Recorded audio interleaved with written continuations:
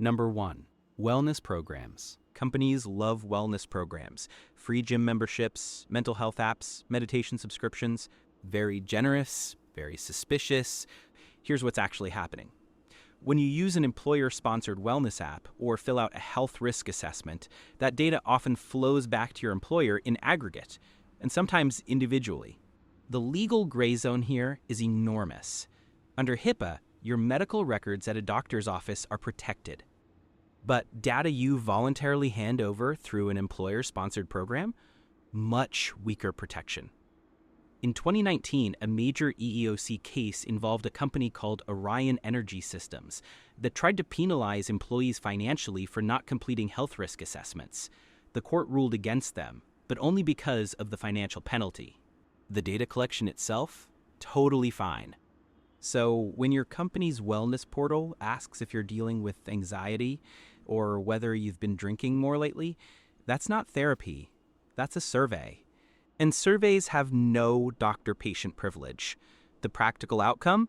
Employees who flag high stress or mental health struggles in these programs sometimes find themselves quietly passed over for high-pressure roles or international assignments. No one says why. No one has to. Number 2, social media. You already know employers Google you before hiring. What most people don't know is that many companies keep watching after you're hired. There are entire software platforms, Aware, Terramind, Variato, built specifically to monitor employee social media activity and flag risk.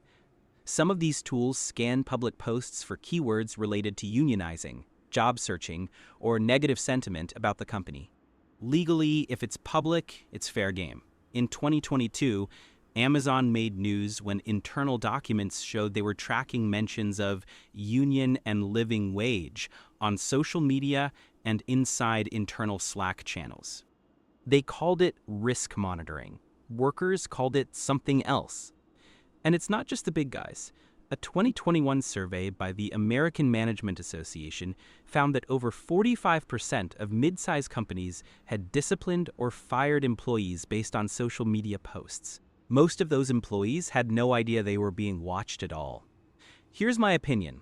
If your employer is scanning your public posts for signs of dissatisfaction rather than just fixing the dissatisfaction, that tells you everything about how they actually view you. The legal protection here is thin. The First Amendment protects you from government retaliation, not corporate retaliation. Your best bet is the National Labor Relations Act, which does protect concerted activity, meaning if you and coworkers are discussing wages or working conditions, even online, that's technically protected. Most HR departments are very aware of this line. They walk right up to it. Number 3, performance data. Here's one that catches people completely off guard. You had a rough quarter 2 years ago. You got feedback, you improved, your manager moved on, you thought it was done. It's not done. HR keeps performance records.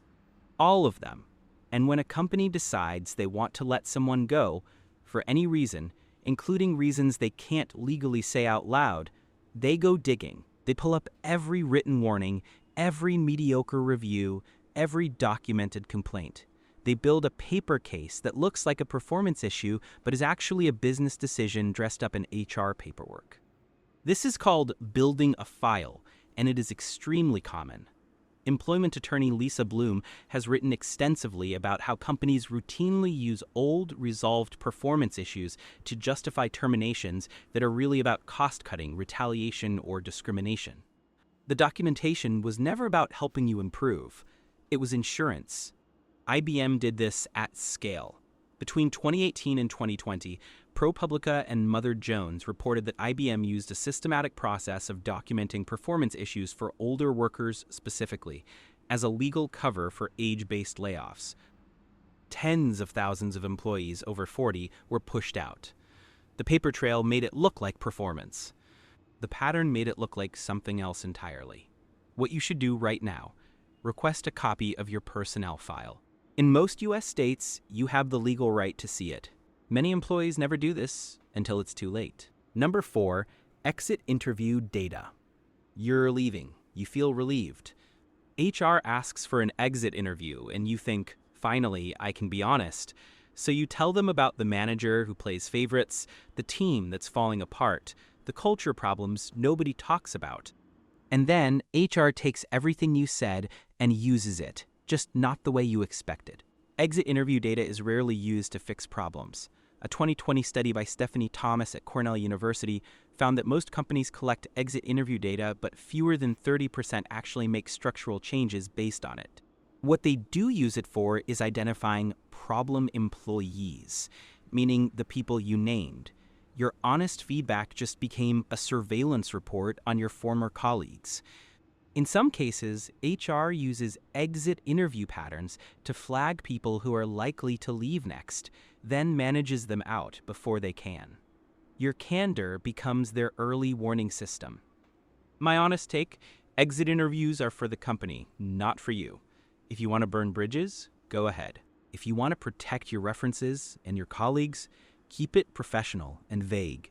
Great experience, moving on for growth, and nothing more. So what's the move here?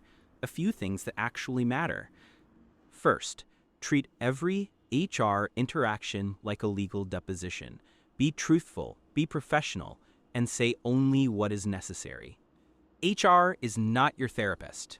They are not your friend. They are a business function.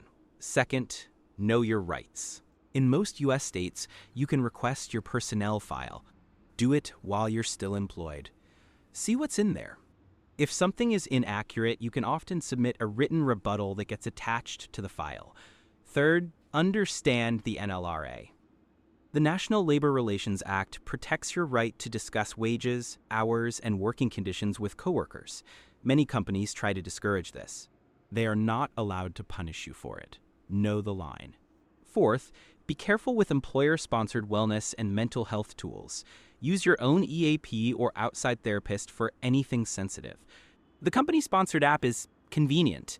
It is not confidential in the way you think it is. And fifth, document everything yourself. If something feels off, write it down with dates and details. If HR ever builds a file on you, you want your own version of events ready. HR has data on you. That's not going to change, but you don't have to walk in blind. If this opened your eyes even a little, hit like. It genuinely helps this channel. And drop a comment. Has HR ever surprised you with something they knew? I read every single one.